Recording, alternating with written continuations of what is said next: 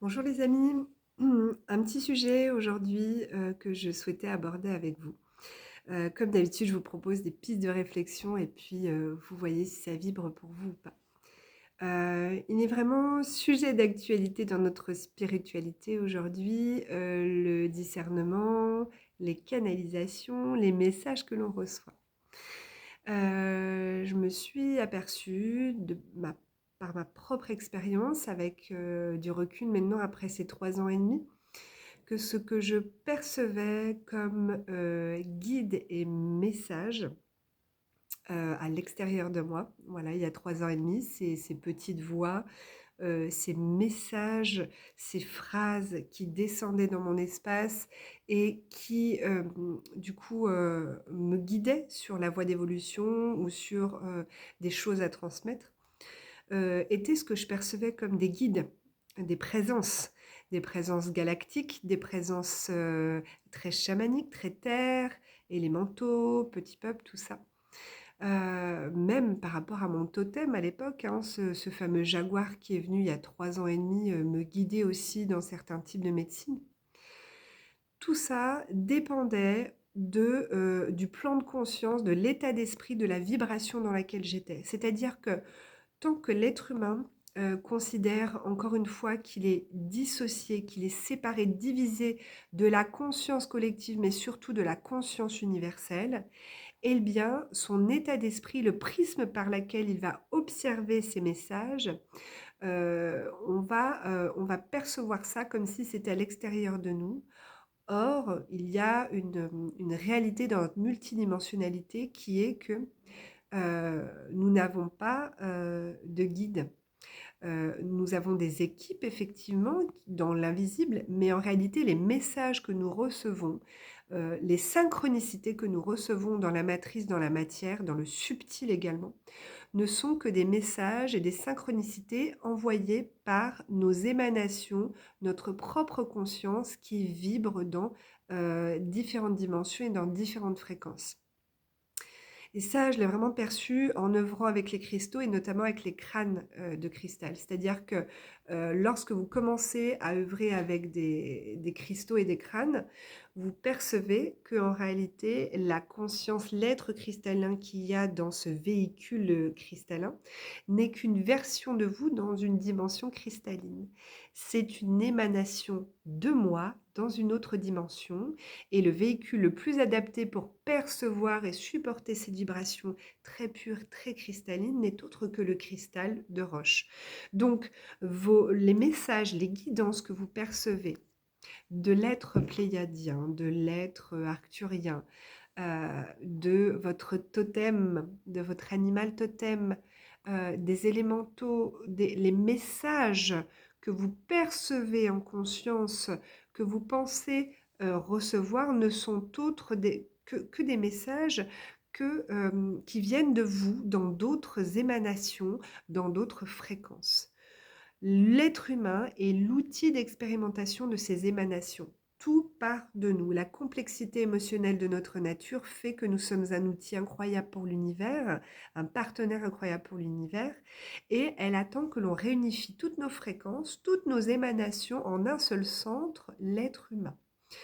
Et en réalité, les guides que vous percevez ne sont que vous dans d'autres dimensions.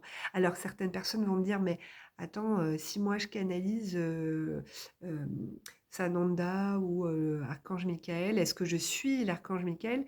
Alors c'est toujours pareil, la subtilité est que vous ne l'êtes pas, puisque vous êtes, cette personne en tant qu'être humain, avec ce nom d'emprunt dans cette incarnation, donc moi là, Émilie, sur terre, dans cette dimension.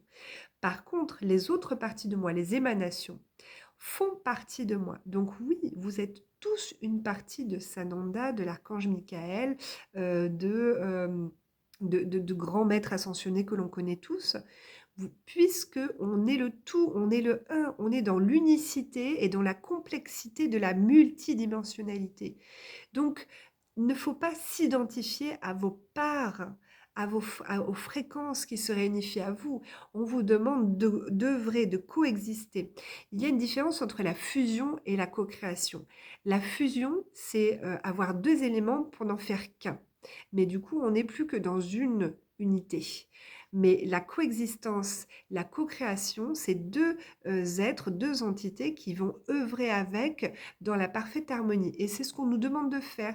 Le monde duel dans lequel nous sommes nous demande de coexister, de co-créer, non pas fusionner. Donc les parts d'émanation que vous recevez, les messages et les guidances, tout d'abord, ne sont pas extérieurs à vous.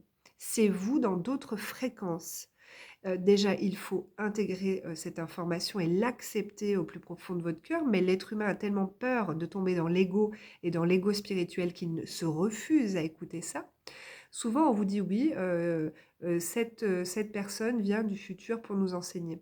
Mais toutes les parts de nous, ma part Atlante, ma part pléiadienne, ma part je ne sais pas, arthurienne qui vient m'enseigner la chirurgie éthérique, c'est moi, mais c'est une partie de moi, ce n'est pas entièrement moi. Vous voyez la subtilité.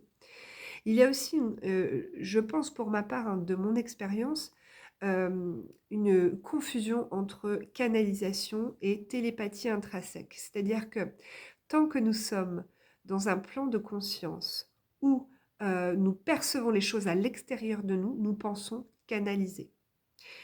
C'est pareil, on joue sur les mots. Pardonnez aussi aux gens qui utilisent ce terme-là. On utilise le terme qui vibre pour nous. Effectivement, il y a des égrégores sur des termes, mais il y a un moment, il faut arrêter de se prendre la tête, lâcher le mental et faire ce que vous vibrez, ce que vous êtes. Mais il faut faire la part des choses entre canaliser donc une énergie qui descend à travers votre canal et qui vous incorpore, d'accord? Et le fait de ressentir des choses vraiment au plus profond de vous, comme une idée, paf, qui germe. Et ça, c'est de la télépathie intrinsèque. C'est de l'aspect, comment dire, c'est un aspect de vous. Pardon, j'ai une sonnerie en même temps.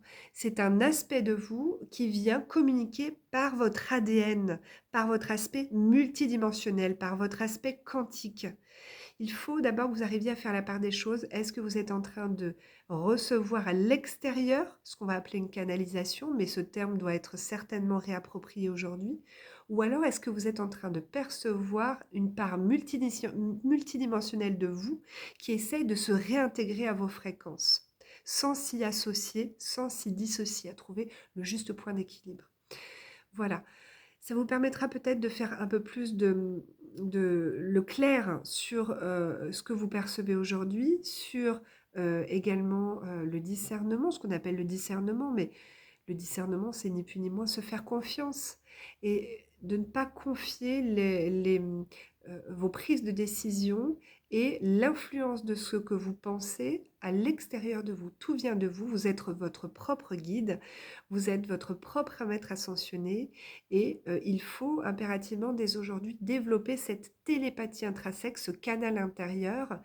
Mais j'observe beaucoup de gens dans l'énergétique qui disent, faites preuve de discernement, qui disent aussi, ne canalisez pas, mais percevez les messages intérieurs. Mais faut-il l'appliquer dans la matière? Il faut savoir connaître la différence et comment le mettre en pratique.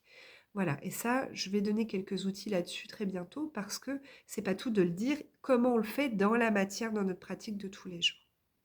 Voilà, voilà pour ce sujet aujourd'hui qui est très intéressant et qui nous bouscule et qui est tout à fait nécessaire, hein. Tout est en train de se mettre en action, en application dans notre matière aujourd'hui et c'est très bon signe, c'est un très bon signe d'évolution. Je vous souhaite une très belle journée, à bientôt.